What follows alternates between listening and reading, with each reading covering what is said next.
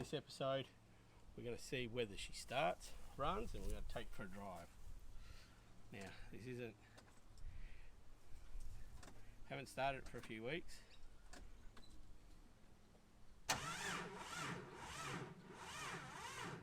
And I think that's a wrap. I think we're going to be jump starting it. And this one should start.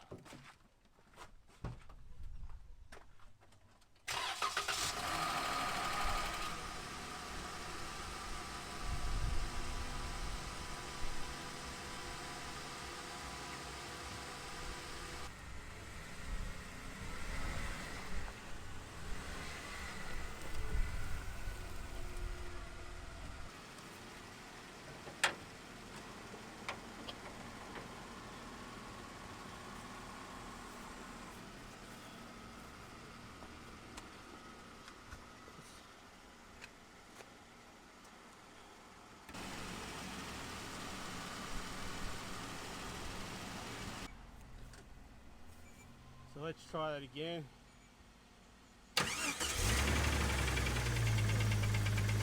Now, as you can hear, that engine, there's a little bit of a noise there. Now, this is the reason she didn't go east to west. Now,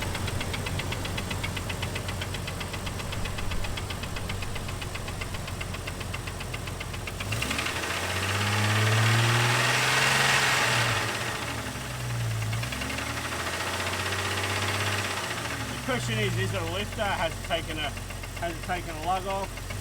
Well,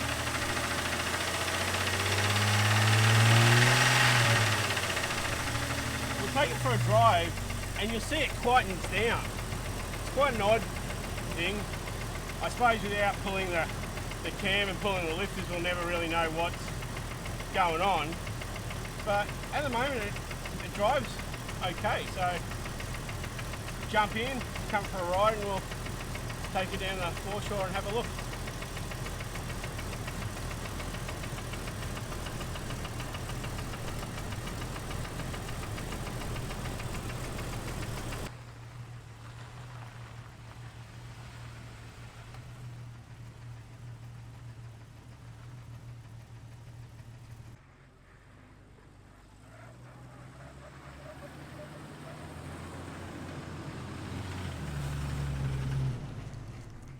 So we purchased this Jeep in 2015. Now, when we purchased it, it was bone stock. Hard top, full doors, that was it. The funny thing though, welded on the front was a receiver, a hitch receiver, with a tow ball, 2-inch tow ball. The people that we'd purchased it off had purchased it off a couple that had used it in a boatyard. So all she'd ever done is taken boats in and out of water. So hence she was a little bit rusty underneath, a little bit extra corrosion, but the kilometres were low, and I don't think the oil had been changed for a long time. So hence it had a little bit of a bearing noise in the bottom end as well. So when we purchased it, we had that taken off, we had a few other little things done to it, and it was great. We took it to the Jeep 75th and it was doing all right, but it still had this noise. So when it came to using it for the east-west crossing, that's when we ripped the motor out and rebuilt the motor. Now, in hindsight, it's a fantastic thing. We ordered all the parts, but we went, hey, we'll just use the same lifters. They look all right, and so does the cam. Now that's come back to bite us, obviously, and we're going to have to deal with that.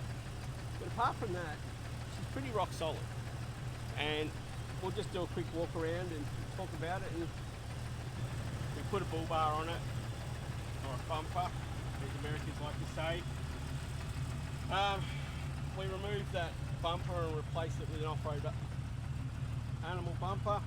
Now, the setup she's running is Terraflex springs with ACOS that we'd inherited. It's got Falcon remote rear shocks on it. It's got adjustable upper and lower control arms. There's the off blocker in the front, cable locker. It's on 33, 10.5, 15-inch KM3s. We have Goodrich.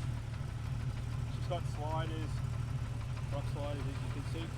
She hasn't had a tummy tuck, so but we have done an engine lift in it. We have done a body, it has had a body lift in it as well. It's a best top on it. So this is the Sunrider, original Sunrider. Now we have got half doors, full doors. This is a actually originally a hardtop version, so it does have in it the demister and the rear wiper switches.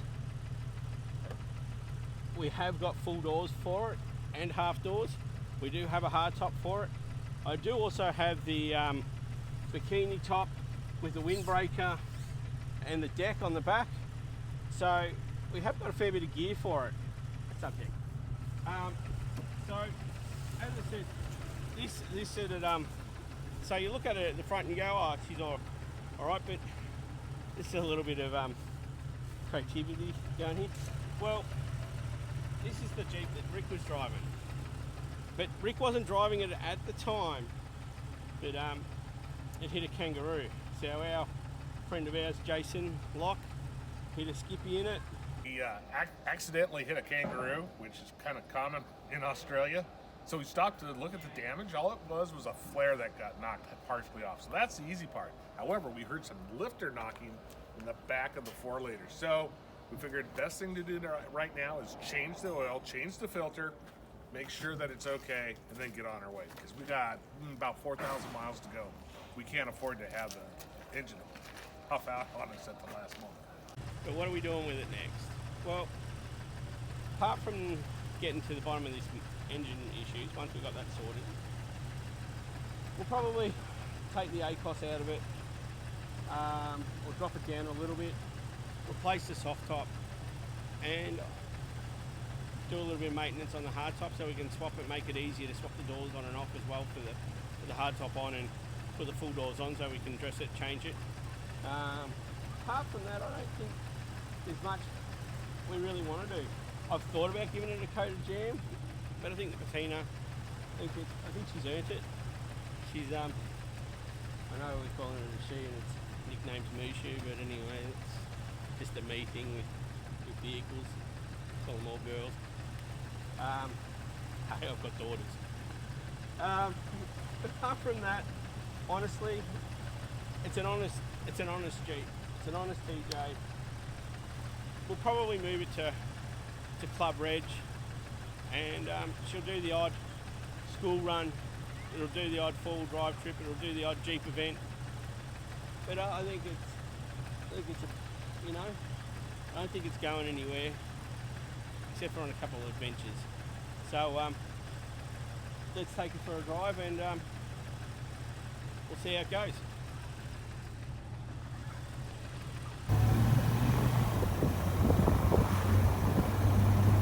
Alright, so we're on the open road now.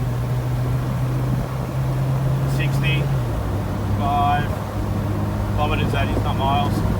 70, 80.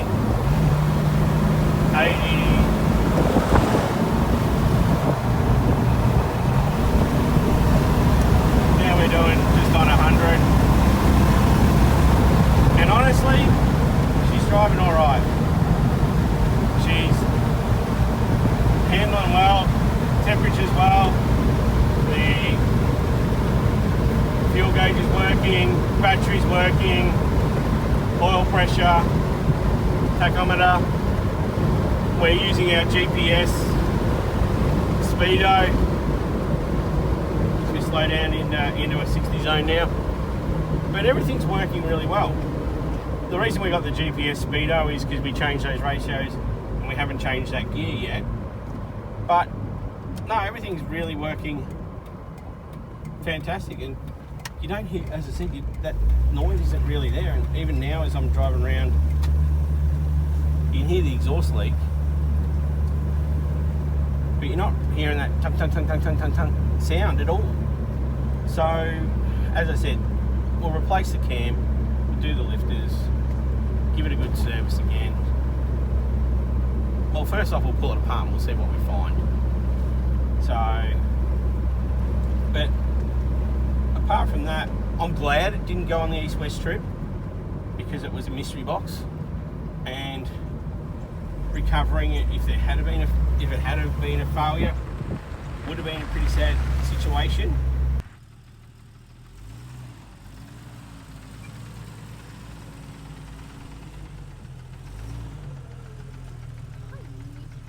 Girls, what do you think of the TJ?